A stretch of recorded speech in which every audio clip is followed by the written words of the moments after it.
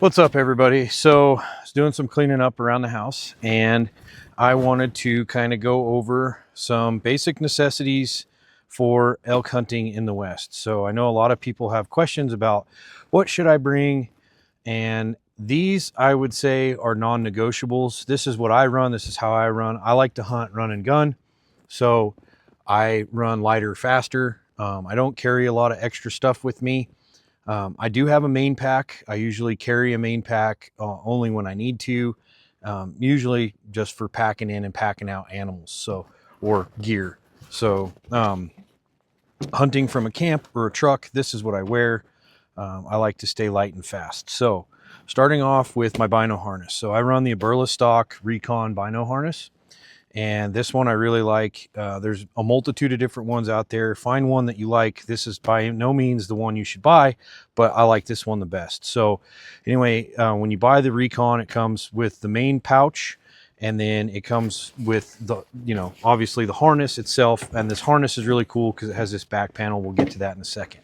These two pouches are accessories. You have to buy them separately. Downside, some others come completely set up with extra pouches and different ways to set stuff up. They also have like a Velcro panel here on the back that you can add, like military admin pouches and stuff, which I'm probably going to add one of those to this just to give me some more storage for stuff that I carry on my back. But anyway, this one over here, I run, this has my wind checker in it. I keep it right there just so, because I'm constantly using this, constantly checking the wind. I use this ambush stuff or moccasin Joes. A lot of people think you got to squirt a lot. Nope, just shake it up and give it a little puff. This one's like the high vis, low light stuff. So anyway, like that one. And then in here, this is where I keep my license, usually my calls. And then I also have a set of Allen wrenches for my bow in here. Comes in handy for gun hunters. You can keep an extra magazine in this for your rifle, or a few extra rounds in there. You can keep a few extra rounds in this front pouch. This front pouch is pretty cool. I just have my cami paint in there now, but I like to stuff snacks in here, so I don't know why that's hanging up, but the zipper's messed up. There we go. So cami paint, but it's got a couple extra pouches in here for other stuff. I keep an extra rangefinder battery in here, so that's where that goes. And then just some like pain powders because I'm old.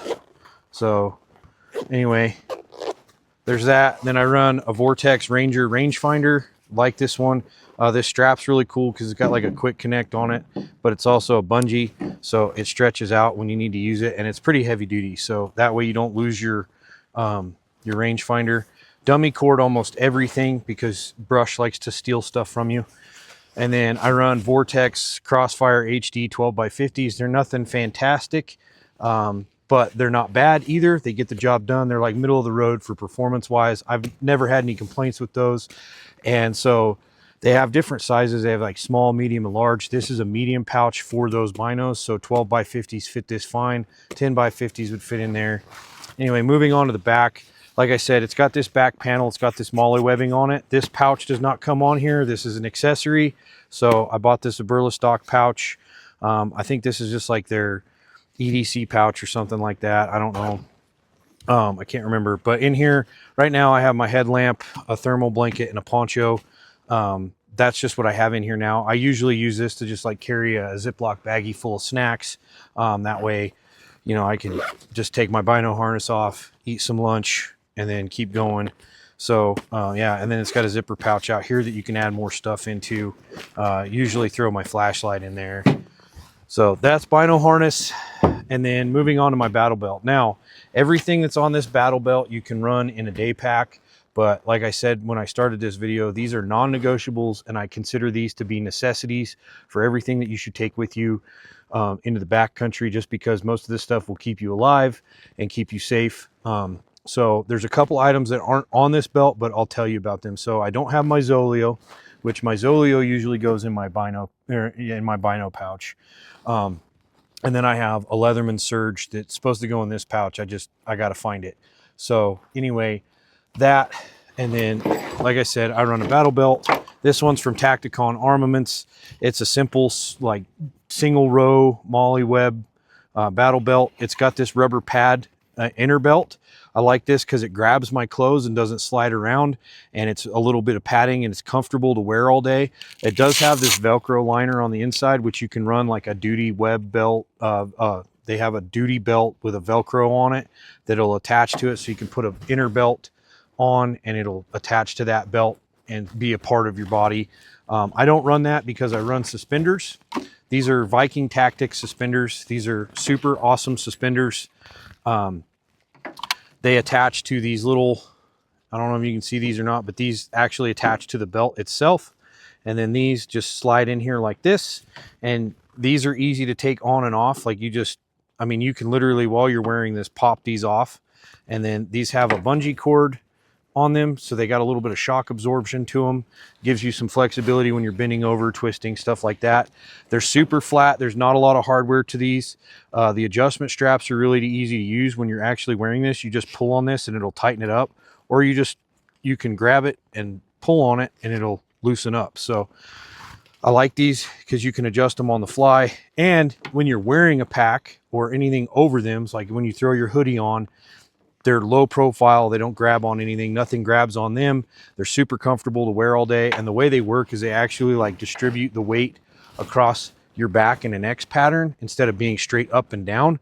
So it's actually more comfortable. So anyway, suspenders, it comes with the tabs to attach them to a belt, stuff like that. So on the front of my belt, I have a Bravo concealment holster. Probably going to change this out. Nothing fancy. This holds my Glock 19 with a light because, you know, we go in the dark, we come out in the dark. So yeah, I'm probably going to get some different way to attach this and drop it down, just because this thing likes to rub on my side while I'm walking. And yeah, I need more real estate on my belt, so I'm going to change it up and move that out of the way. And then I've got an extra magazine and a mag pouch here. This is just a friction pouch, obviously for a quick reload when I'm carrying my gun. And yeah, so extra mag. This is, like I said, where my Leatherman goes. A multi-tool is a must. I recommend the Leatherman Surge. Leatherman tools have a lifetime warranty on them, and they're just really good. So the Surge is my favorite. And you can look up reviews on that. And this is my Bleed Stop Major Trauma Kit. So this has everything for bleeds and broken bones, and we'll get into that here in a second. So, and then on the back, I have this Aberla stock pouch. This is a bigger pouch than the one I have on the back of my bino harness. And the reason why I set my battle belt up like this was when I was in the Marine Corps, we used to run a war belt, as we called it, and it was just a duty belt, and we had a butt pack, 2 canteen pouches, our magazine pouches for our rifle, and that's what we did everything with, and it had a harness. So we called it our deuce gear, whatever you wanted to call it, our H gear, whatever. So that's how I set this up. So in this butt pack, this carries a lot of my everyday items that I use or need to use frequently or fast. So blood and broken bones, and this has like my boo-boos and everyday stuff in it. So I carry extra blades for my I have a EDC from Outdoor Edge, and these are the blades. So there's a fillet knife, a regular blade, a gut hook in here, and then I have some extra regular blades and a couple extra gut hooks here. They all fit compactly in here, so I just keep them in this outside pouch so I can get to them easy when I'm processing an animal. So in the main pouch here, this pouch opens up wide, so you can fit a lot of stuff in here. I have another battery pack or a battery bank from Skull Candy that goes in here, which is water resistant, so that goes in here. Then I have another battery bank here to charge my Zoleo or my phone if I need to. Make sure you're bringing extra cords, so I keep a cord for my Zoleo in here. I have a cord for my iPhone in here. And I can charge from this battery bank to the other battery bank if I have to. Why I would do that, I don't know, but I just have all those cords. I can actually, yeah, transfer power however I need because I use Onyx on my phone. I do have a paper map that I keep with me of where I'm hunting. I just don't keep it in here because I'm not hunting right now. So whatever unit I'm going to, I like to get paper maps, and I keep a paper map in here too. It's like I said, you can fold it up, it'll fit in here. This is a super awesome pouch. So inside here, there's a zipper pouch, and in here is just Band-Aids and simple boo-boo stuff. you know, and then I keep a couple contractor grade trash bags in here. These come in handy for all different kinds of stuff, for making a tarp to lay your animal on, or a field expedient rain jacket if you forget your poncho. You can make these into waders, all different kinds of stuff. So I keep a couple of those in there. I can turn these into a shelter if I had to. All different kinds of stuff. 50 feet of 550 cord. I'd say this is probably more like 100 feet. I keep this on me at all times. 550 cord comes in handy for everything. So definitely keep that in there. Over here, I just have another roll of gauze. Like I said, this is stuff for, like, you know, major scrapes, scratches, bruises, stuff like that.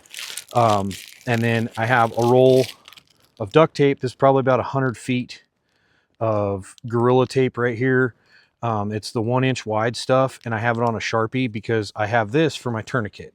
And a marker comes in handy for all different kinds of stuff and for maps. So, and then I have an EpiPen, and then over here I have a bottle of Benadryl. These are for allergy emergencies. Caveat or disclaimer: only administer medicine to people that you know can take it.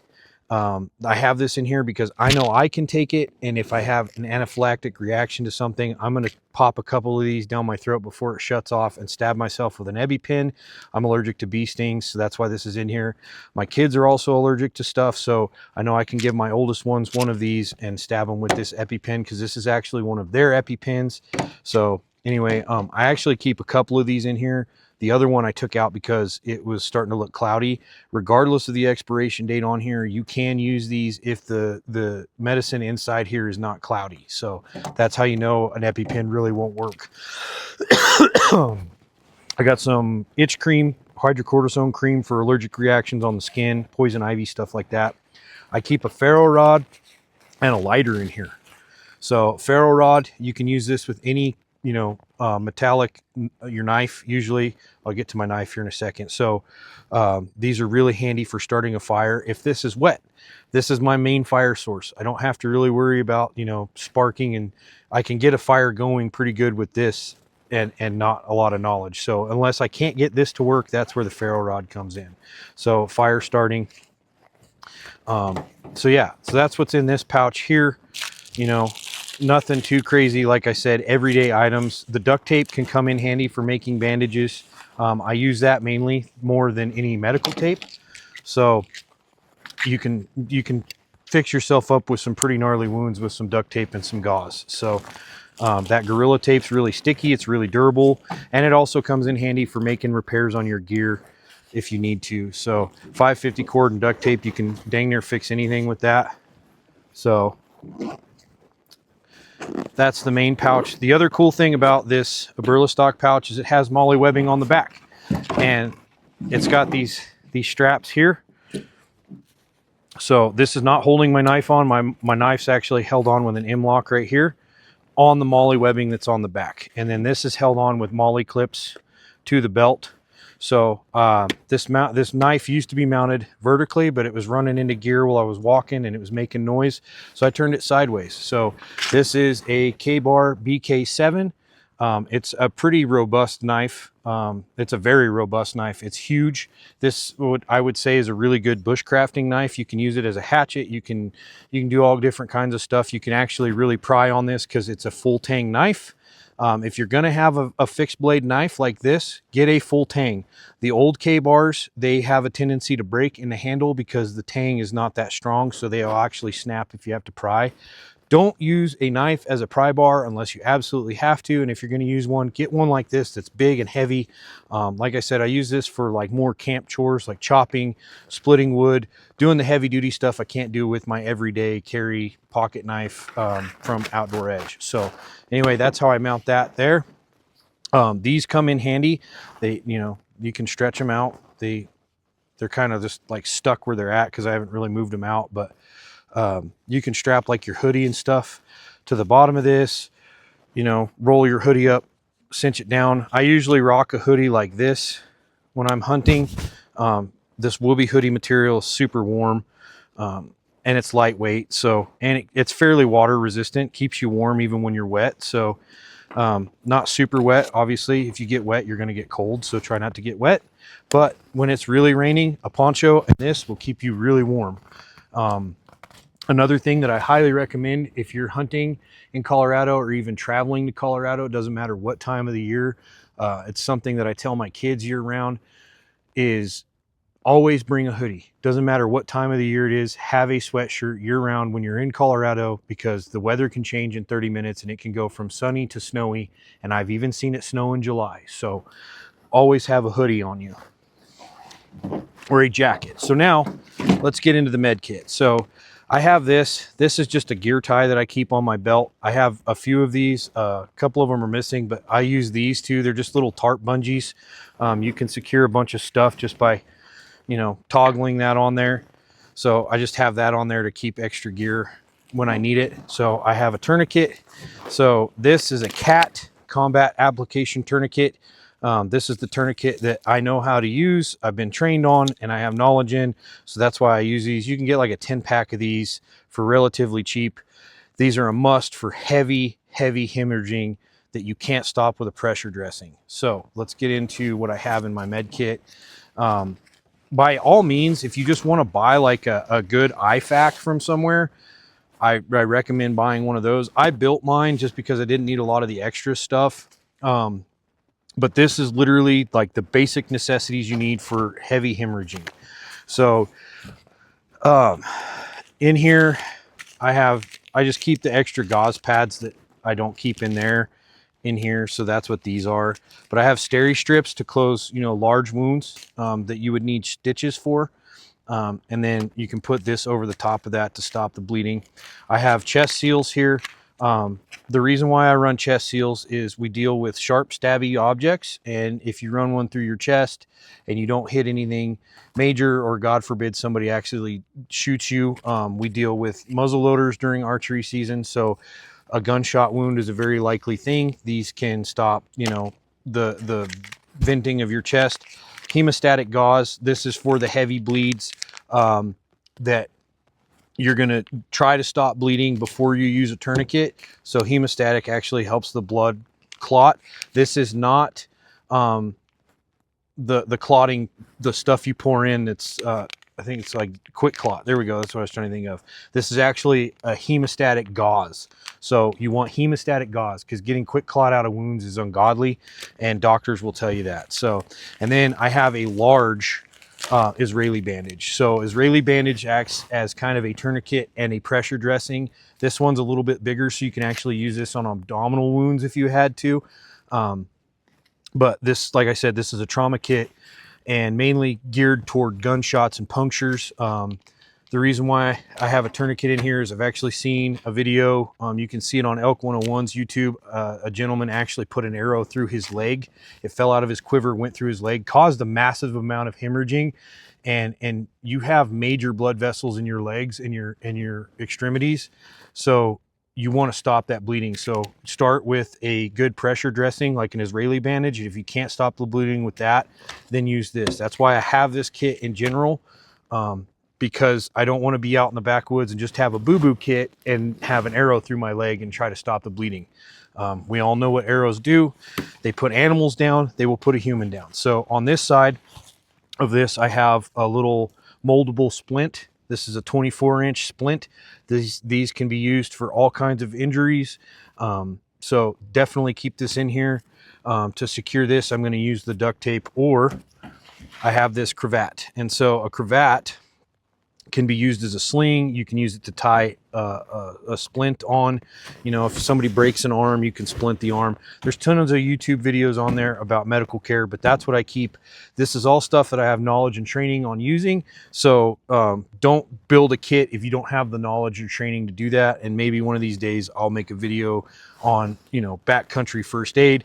I am in no means, any way, shape, or form a first responder or anybody like that. I just have training from, you know, combat medicine to do this stuff. So, and then I keep a pair of trauma shears in case I have to cut clothing off of somebody, or, you know, this just makes cutting tape easy, stuff like that, like stuff that my Leatherman can't cut with the heavy duty scissors on there. That's why I like the Surge.